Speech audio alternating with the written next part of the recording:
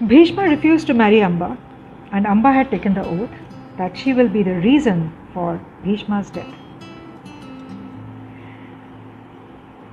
I will deal with the story in two parts. The first part is that Ganga, who was Bhishma's mother, was supposed to put her 8 sons in water to be able to give them moksha. I'm not getting into the details of the story, you can look it up.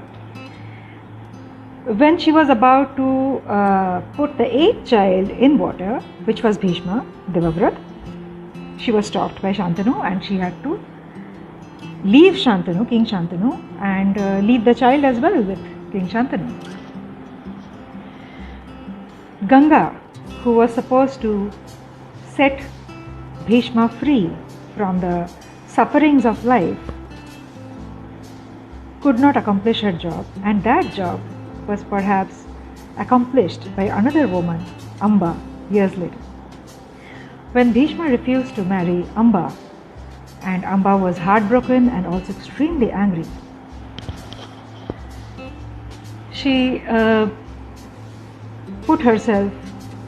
ended her life and she was reborn as Shikhandi. This, if you apply this idea to present day leadership norms, you will figure that this happens with all of us. When something doesn't work and we want it badly, and there is a passion, there is a lot of need within us to be able to fulfill, there's a lot of determination that this is what we want and this is what we want to accomplish. That is when we transform and find extra power within us and empower ourselves. Our passion becomes our power, and we go through a transformation to the extent that we don't remain the same person. We become a new person, and we don't recognize. We become so different that one person who knew us before would not be able to recognize us after. Bhishma and Amba and Shikhandi's transformation. Amba's transformation into Shikhandi is that kind of leadership transformation which Amba undertakes, and Amba is born in the home of King Drupad. She is the brother of Draupadi, and by doing that, what Amba has ensured is now she is not alone. Now she is in a family which is already on warring terms with Hastinapur, because there is an enmity between King Drupad and the Rajguru of Hastinapur, which is Dronacharya.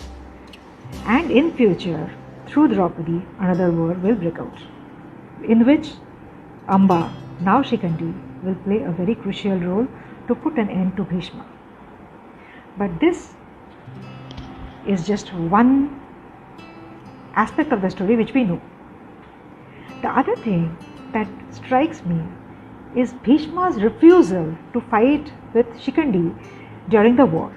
Why did Bhishma refuse to fight Shikhandi? Just because she is a trans and Bhishma says that I am not going to fight with a woman? Come on. In Ramayana, in Mahabharata, there are many instances where the male princes and the male Brahmins, whoever is a warrior, whoever is a trained warrior, has fought with many Rakshasis, has fought with many forces which were female, right? So why would Bhishma suddenly come and say that I will not fight with a... Those days, fighting with a female was not considered as something which was beneath someone's dignity. It came later. Society developed that narrative by misusing this context, the context that was misunderstood.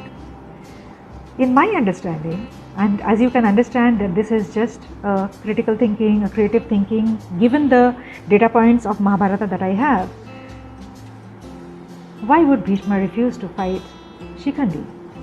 Probably the day Shikhandi stood in the court very angrily and vowed that she will put an end to Bhishma, probably that presence of Amba had brought back a glimpse of Devavrat, who was lying dead inside Bhishma, and Bhishma, for a moment, that rupture of Bhishma, the cruelty, the upper crust, which was very, very strong and rough but brittle, had broken. And young Devavrat had peeped out through the old Bhishma. And that day probably Bhishma realized his folly, that how he is trapped within his oath, and he agrees to Amba's need for putting an end to him. And on that day in Kurukshetra, when Shikandi came to fight, Bhishma had left his arms because he wanted Amba to win over Bhishma, and he wanted Amba to put an end to Bhishma, to be able to fulfill her oath, which was her need and was justified. Think about it, a fantastic story between Amba and Bhishma, which we have not explored as a society, which we have not explored as in our creative art. This brings me to the next context of women in God's world, and next post will be about that what is God's world and what role do women play in God's world as per our Hindu philosophy. Till then, goodbye.